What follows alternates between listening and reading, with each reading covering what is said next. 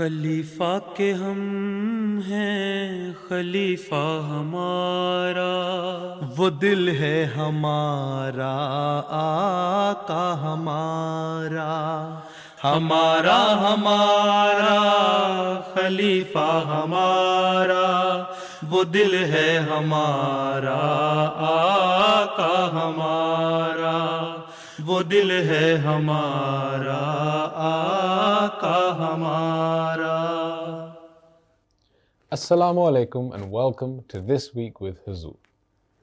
We are honored to present highlights of two virtual mulaqats held with Hadrat Khalifatul Masih, may Allah be his helper, and National Amla members from the USA and Norway. In addition, beloved Huzur graciously granted an audience to Sir Ed Davey MP, the leader of the Liberal Democrats Party. However, we begin with Saturday's mulaqat, where beloved Huzur met with the National Majlis-e-Amla of Ansarullah, USA. Last weekend, Hazrat Khalifatul Masih V, may Allah be his helper, held official meetings virtually with National Amla members from the United States and Norway. On Saturday, Huzur, may Allah be his helper, met with the National Amla of Majlis Ansarullah, USA. Assalamu alaikum Hazur. Mahfouz Sheikh serving as Qaid Amumi. Qaid Amumi. Yes, sir. How many majalis do you have in the United States? We have 61 majalis. 61 only? 61. You have 50 states and 61 majalis. You should have at least 10 times more majalis than the states in the United States. Huh? Why not 500 majalis? So some states don't have majalis, and then some other states have more than one majalis. This is your duty, the duty of your Secretary Tabligh, to do Tabligh and create majalis there, Jamaat there. Yes, sir. Acha. How many Qaideen are active, in your opinion?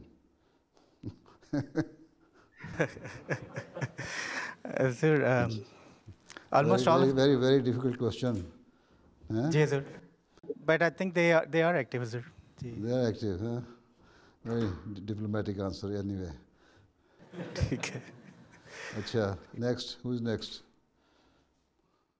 Assalamu alaikum, Pyare Hazur. My name is Muzaffar Ahmed Siddiqui, and I am serving as Qaid Tarbiyat. MashaAllah. What is your Tarbiyat plan for Ansar? Ji, Pyare Hazur, this year we have two main goals. One is that we try our level best that 100% Ansar members offer 5 daily prayers. So did you ask those who are not offering prayer, what is the method of seeking excuse from Allah Ta'ala for not offering prayer? Hazur, every 2 months we have Salat Ashra.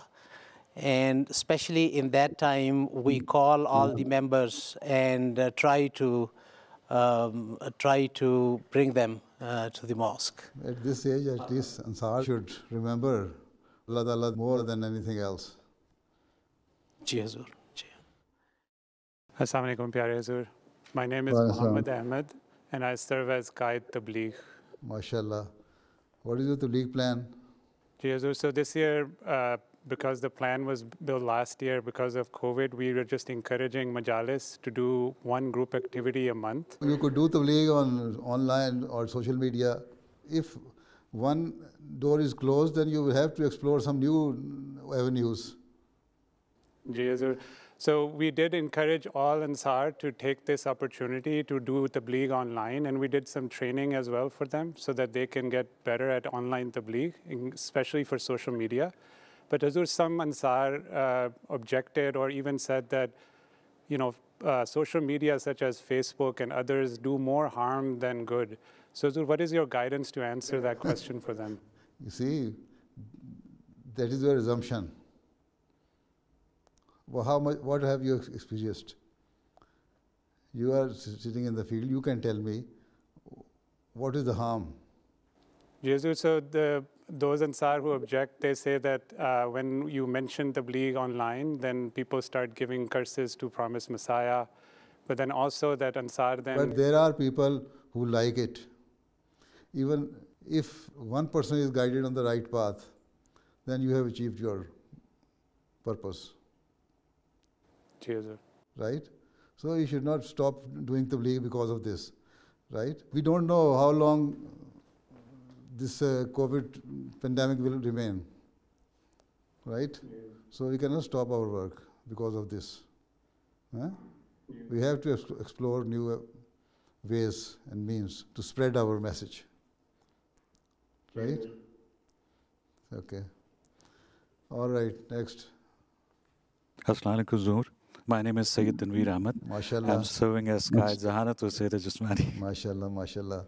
So, apart from your own Sayyid, are you taking any measure to improve the Sayyid Jismani of Ansarullah? Ji Huzur, so with Naib Sardar Dome, we have a program to expect at least 35% or more of Ansarullah to exercise regularly. Acha. So, how many Amla members do exercise? Based on the reported data, most of the National Amla members exercise. Some are very avid bicyclists, some are runners, most of the National Amla. But overall, 35% reported people say they exercise regularly. Right. Okay. Next. Assalamu alaikum, Hazrat Sahab. My name is Walaikum salam, Maulvi Abu Bakr Saeed of Tamale. Huh? Acha, mashallah. Now you are Nasir now. Huh? Oh. After having seen you as Nasir, then I can see myself as a very old person. Jazakallah. Hazrat Sahab, I serve as Nazim-e-Ala Midwest region. Acha, mashallah. How many majalis do you have in your region? I have 5 majalis. 5 majalis.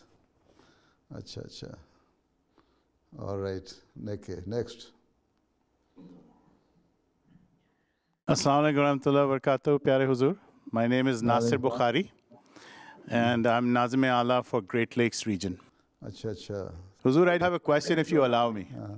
In general, some of the leaders like Zoma have this concept in their mind that there will always be 30% of people who will be very engaged with the Jamaat, and 70% will be somewhat engaged. What can the Majlis Amla do to change that mindset? It's a continuous effort. We don't have force. So it all depends on their level of faith. So it is the job of Secretary Tarbiyat to increase the level of faith, do proper Tarbiyat. And then respective Nazmeen Tarbiyat at every level should do this. So it is a consolidated effort of each and every Nazam Tarbiyat and Qaid Tarbiyat and other related departments. So then this is what we can do, and we cannot force them. This is a matter of their faith. If your faith is firm, if you believe that the Jamaat is the promised Jamaat, which was to be found by the Prophet Muhammad, once they realize this fact, then they will be active. So make them realize this fact. Okay? Jazakallah, Huzur. Jazakumullah. Sadr Sahab, and now time is over. Okay, Assalamu alaikum. Wa alaikum salam wa rahmatullah. The following day, the National Majlis-e-Amla of Norway Jamaat had the opportunity to meet Huzur. Once again, the Amla members had the opportunity to seek Huzur's guidance on a range of issues, including about those members who do not pay chanda at the prescribed rate. ٹھیک ہے ان کو توجہ دلانا کوئی زبردستی اور اس کے علاوہ تو نہیں کر سکتے. ان سے کہیں دیکھو تمہاری مجبوریاں ہیں, تم نہیں چندہ دے سکتے نہ دو, لیکن کم از کم نظام جماعت کو بتا دو کہ میں اس شرح سے یا کم شرح سے چندہ دے سکتا ہوں. ان کو یہ کہنا اگر ٹوٹل معاف کرانا ہے تو وہ بھی اگر حالات ایسے ہیں تو معاف ہو جائے گا, لیکن اگر کم شرح سے دینا ہے تو پھر بھی دینا چاہیے. تو ایمانداری کا تقاضا تو یہی ہے کہ بتایا جائے. یہ تو ان کو ایسا ایسا پیار سے سمجھاتے رہا کریں آپ, سمجھانا ہی ہمارا کام ہے, اس سے زیادہ اللہ ہم کچھ نہیں کر سکتے. جی حضور وہ مان جاتے ہیں, وہ مطلب اس سلوشن کو بھی ایکسیپٹ کرتے ہیں جب بات ہوتی ہے, لیکن وہ اپلیکیشن جو ہے نا وہ پروسیس کرنے میں جھجکتے ہیں, ان کو شاید شرمندگی محسوس ہوتی ہے کہ شاید ان سے کہیں مجھے براہ راست خط لکھ دیا کریں, آپ کو نہ دیا کریں, وہ آپ کو نہ دیا کریں, وہ مجھے براہ راست لکھا کریں. صحیح, جزاک اللہ. جی السلام علیکم ورحمۃ اللہ حضور. وعلیکم السلام. جی حضور, ویسے تو اللہ تعالیٰ کے فضل و کرم سے احمدیوں کی اکثریت جو ہے وہ روزانہ تلاوت قرآن کریم کی عادی ہے, لیکن بعض افراد ایسے ہیں جو تھوڑے سست ہیں, تو ان کے دلوں میں قرآن کریم کی محبت اور شوق کو کیسے مزید اجاگر کیا جا سکتا ہے تاکہ 100% احمدی جو ہیں وہ قرآن کریم کی تلاوت کی عادی خود بھی ہو جائیں اور اپنے بچوں کو بھی قرآن کریم کی تلاوت کی عادت ڈالیں. بات یہ ہے کہ آپ کی جو سیکرٹری صاحب تربیت ہیں وہ کہتے ہیں کہ آپ کے 62% لوگ جو ہیں وہ نماز پڑھتے ہیں, ٹھیک ہے. جو نماز جو ایک بنیادی رکن ہے, وہ نہیں اگر ادائیگی کر رہے ہیں اس کی, اس کا مطلب ان کے بچے بھی نہیں پڑھتے ہوں گے, ان کو دیکھا دیکھی, یا اگر پڑھتے ہیں لوگ تو 5 نمازوں کے بجائے 2 یا 3 نمازیں پڑھ لیتے ہیں, ان کے بچوں پہ یہی اثر ہوگا. اب کسی نے اطفال میں سے کسی سوال کیا کسی بچے سے, بچے دن میں کتنی نمازیں ہوتی ہیں اسلام میں؟ اس نے کہا 3. انہوں نے کہا تمہیں کس نے بتایا؟ کہتا میں نے تو اپنے ابا کو اتنا ہی پڑھتے دیکھا ہے.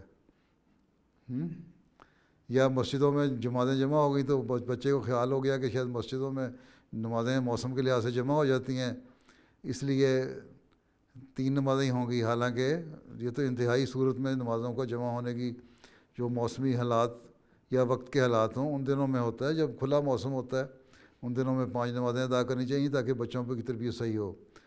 تو بات یہ ہے کہ جب بنیادی چیز جو ہے نماز ہے اسی کی طرف توجہ نہیں تو قرآن کریم تو پھر بعد میں آتی ہے نا بات. تو وہ آپ نے مسلسل توجہ دلانی ہے, توجہ دلانا ہی آپ کا کام ہے. ان کو کہنا ہی اس سے تم لوگ قرآن کریم پڑھو گے تو تمہیں قرآن احکام کا بھی پتہ لگے گا. یہی میں بار بار اپنے خطبات میں تقریروں میں بھی کہتا رہتا ہوں کہ قرآن کریم پڑھو, قرآن احکام آپ کو پتہ لگو. اپنی میٹنگوں میں بھی یہ بتاتا رہتا ہوں اگر وہ سنتے ہوں پروگرام, کہ اسی سے تم لوگوں کو پھر پتہ لگے گا کہ اللہ تعالیٰ نے کیا حکم دیے ہوئے ہیں. تو اگر وہی نہیں ہم پڑھ رہے, ایک بات جو آیت نامہ ہمارے سامنے ہے اسی کو ہم پڑھ نہیں رہے تو ہمیں پتہ کیا لگے گا ہمارے مقصد کیا ہیں, ہماری فرائض کیا ہیں, ہماری ڈیوٹیاں کیا ہیں. تو یہ توجہ دلانا مسلسل کام ہے ہمارا, اس لیے سیکرٹری بنایا گیا ہے تعلیم القرآن. وہ آپ کرتے رہیں, پیار سے سمجھاتے رہیں, توجہ دلاتے رہیں, بار بار کہتے رہیں, اور یہی قرآن کریم کا حکم ہے, ذکر نصیحت کرو, نصیحت کرتے چلے جاؤ. ہیں دروغہ تو بنایا نہیں ہمیں ہوا, اللہ میاں نے کہا نصیحت کرو, اور نصیحت کرنا ہی ہمارا فرض ہے اور یہی ہمارا کام ہے. ٹھیک, تھکنا نہیں آپ نے, یہ ارادہ کر لیں کہ آپ نے تھکنا نہیں, کسی سے مایوس نہیں ہونا. ہمارا یہی کام ہے, مسلسل کوشش کوشش کوشش اور کرتے جاؤ کوشش.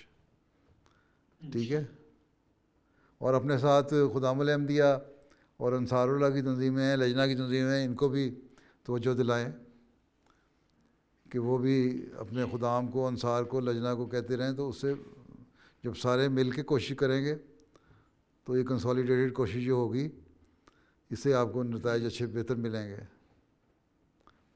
ٹھیک ہے. السلام علیکم ورحمۃ اللہ وبرکاتہ. السلام. سوال یہ ہے کہ حضور جائزہ لیا گیا ہے کہ جب تک بچے 15 سال کی عمر کو آتے ہیں اس وقت تک ان کا معیار اور ان کی تربیت میں بہت اچھی ہوتی ہے, اور وہ دیکھا جاتا ہے کہ والدین بھی بہت محنت کرتے ہیں ان کے ساتھ. لیکن جیسے جیسے وہ خاطر کی عمر میں جاتے ہیں اور آپ بڑے ہونا شروع ہو جاتے ہیں, ان کا رابطہ بھی جماعت سے کم ہونا شروع ہو جاتا ہے اور وہ آہستہ آہستہ پیچھے ہٹنا شروع ہو جاتے ہیں. ان کا نصاب کا معیار بھی کم ہونا شروع ہو جاتا ہے. تو والدین سے بات کرتے ہیں تو والدین کہتے ہیں کہ بچے اب ہماری بات نہیں سنتے یا ہماری بات کو مانتے نہیں زیادہ. تو اس سلسلے میں ہم کیا کر سکتے ہیں کہ خدام الاحمدیہ اور لجنہ کو کوشش کرنی چاہیے. جب خدام الاحمدیہ اور لجنہ کی تنظیم میں وہ شامل ہوتے ہیں لڑکیاں اور لڑکے, تو وہ اپنے پروگرام ایسے بنائیں کہ ان لوگوں کو جو ماحول میں باہر ان کو آزادی مل جاتی ہے, باہر آنا جانا, دوستوں میں پھرنا اٹھنا بیٹھنا زیادہ ہو جاتا ہے, وہ ان کے مطابق پلان بنائیں, ان کو اپنے ساتھ جوڑ کے رکھیں. اور اسی طرح آپ لوگ بھی صرف اپنے بڑھاپے والی سوچیں نہ رکھیں, ان کے لیے ایک پلان بنائیں ایسا جو ان کو اٹریکٹ کرنے والا ہو. ان کو باقاعدہ پلان دیں. آپ نے بھی ایک رکھا ہوا ہے لایا عمل کہ یہ ہم نے لایا عمل بنا دیا, بس اسی پہ چلنا ہے. آپ اپنے ساتھ کوئی نوجوان نائبین شامل کریں اور ان کو کہیں ان نوجوانوں کو اٹریکٹ کرنے کے لیے, ان کو اپنے ساتھ جوڑنے کے لیے ہیں اور اس سسٹم میں انٹیگریٹ کرنے کے لیے کس طرح ہم پلان کر سکتے ہیں.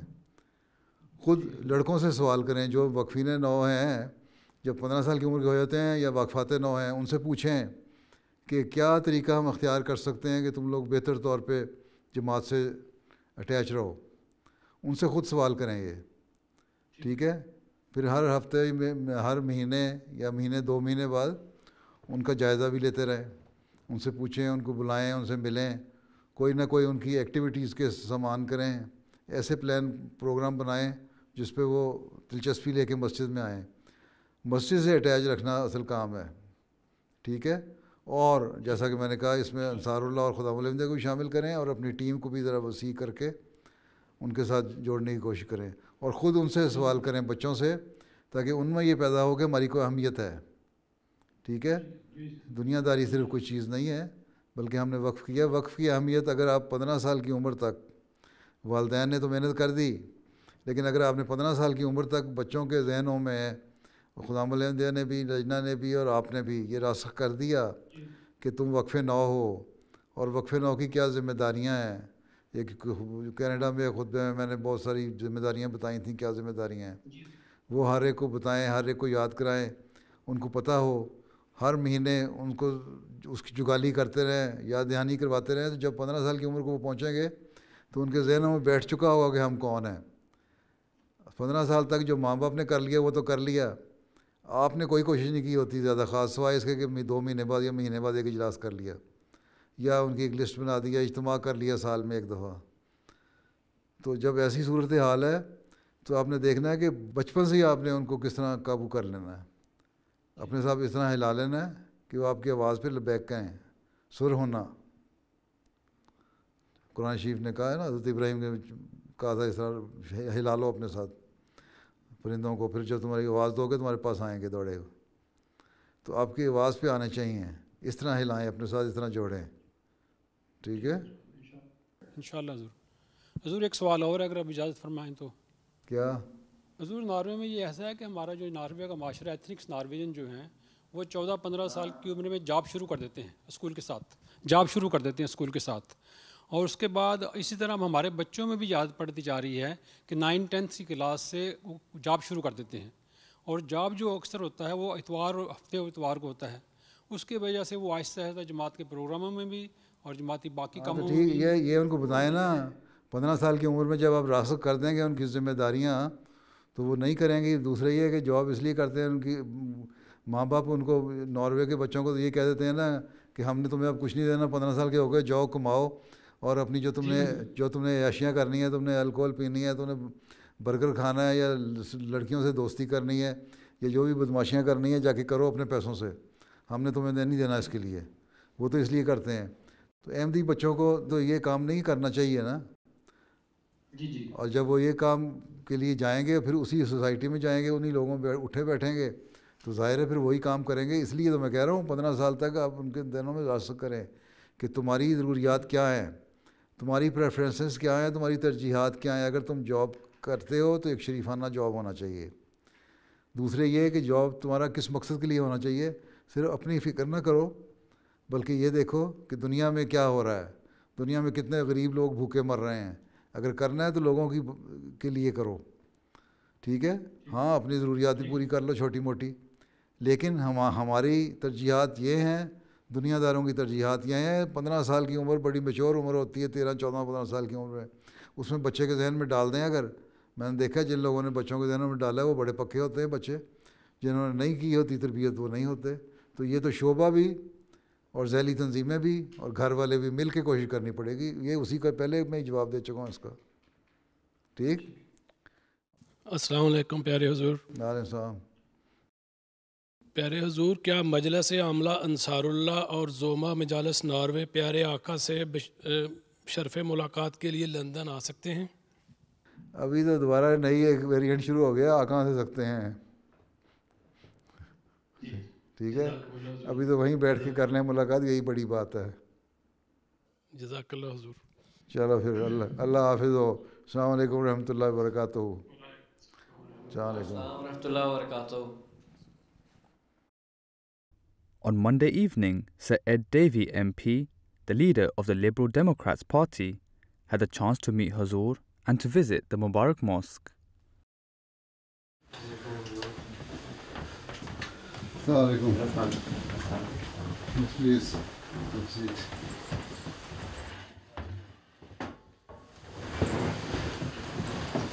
Pleasure to see you again. How are you? Okay, yeah. It's always a great privilege to meet His Holiness, and I always enjoy both listening to him and learning from him.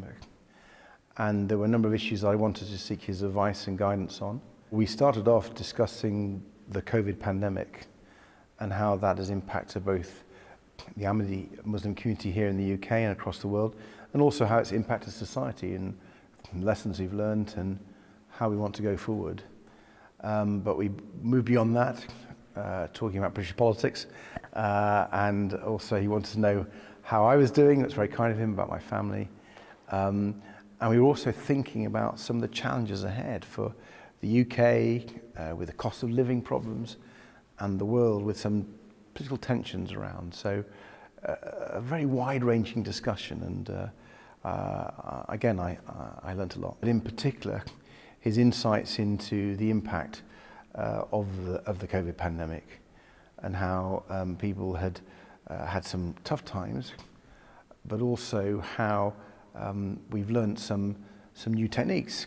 And he was particularly talking about the fact that through Zoom, he's been able to meet people from the community all around the world. And one day he says he's talking to people in Africa, and the next day he's speaking to people across Europe and then North America.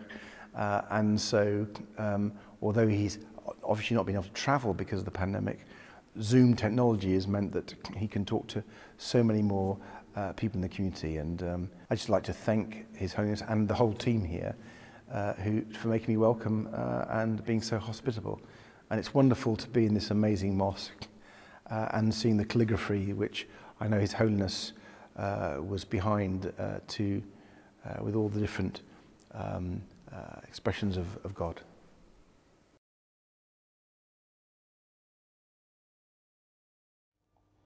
Those were highlights from just some of beloved Huzoor's activities over the last week.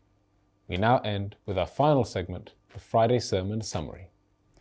In today's Friday sermon, Huzoor, may Allah be his helper, continued his series of sermons about the companions who took part in the Battle of Badr. Whilst mentioning the accounts of Hazrat Abu Bakr Raziyallahu Anhu, Huzoor narrated an incident regarding Hazrat Abu Bakr Raziyallahu Ta'ala Anhu's acceptance of Islam. Hazrat Muslima Hazrat Abu Bakr के कबूल इस्लाम का वाक़या बयान करते हुए एक जगह इस तरह बयान करते हैं कि रसूल करीम सल्लल्लाहु अलैहि वसल्लम ने जब दावा नबूवत फरमाया तो उस वक्त हज़रत अबू बकर रज़ियल्लाहु ताला अन्हु कहीं बाहर गए हुए थे, वापस तशरीफ़ लाए तो आपकी एक लौंडी ने आपको से कहा कि आपका दोस्त नाउज़ु बिल्लाह पागल हो गया है और वो अजीब अजीब बातें करता है, कहता है कि मुझ पर आसमान से फरिश्ते नाज़िल होते हैं। हज़रत अबू बकर रज़ियल्लाहु अन्हु उसी वक्त उठे और रसूल करीम सल्लल्लाहु अलैहि वसल्लम की दुकान पर पहुँचकर आपके दरवाज़े पर दस्तक दी। रसूल करीम सल्लल्लाहु अलैहि वसल्लम बाहर तशरीफ़ लाए तो हज़रत अबू बकर ने अर्ज़ किया कि मैं आपसे सिर्फ एक बात पूछने आया हूँ, क्या आपने ये कहा है कि खुदा के फरिश्ते मुझ पर नाज़िल होते हैं और मुझसे बातें करते हैं? रसूल करीम सल्लल्लाहु अलैहि वसल्लम ने इस ख्याल से कि ऐसा ना हो कि उनको ठोकर लग जाए तशरीह करनी चाहिए। ये आम रवायत यही चलती है हमारे उमूमन तारीख़ में, मगर हज़रत अबू बकर ने कहा आप तशरीह न करें और मुझे सिर्फ इतना बताएं कि क्या आपने ये बात कही है। रसूल करीम सल्लल्लाहु अलैहि वसल्लम ने फिर इस ख्याल से कि मालूम नहीं ये सवाल करें कि फ़रिश्तों की शक्ल कैसी होती है और वो किस तरह नाज़िल होते हैं, पहले कुछ तमहीदी तौर पर बात करनी चाहिए। मगर हज़रत अबू बकर ने फिर कहा कि नहीं, आप सिर्फ ये बताएं कि क्या ये बात दुरुस्त है। आपने फरमाया कि हाँ दुरुस्त है। इस पर हज़रत अबू बकर ने अर्ज़ किया کہ میں آپ پر ایمان لاتا ہوں. اور پھر انہوں نے کہا یا رسول اللہ میں نے دلائل بیان کرنے سے صرف اس لیے روکا تھا کہ میں چاہتا تھا کہ میرا ایمان مشاہدے پر ہو، دلائل پر اس کی بنیاد نہ ہو، کیونکہ آپ کو صادق اور راست باز تسلیم کرنے کے بعد کسی دلیل کی ضرورت ہی نہیں رہتی. غرض جس بات کو مکے والوں نے چھپایا تھا اسے حضرت بکر نے اپنے عمل سے واضح کر کے دکھا دیا.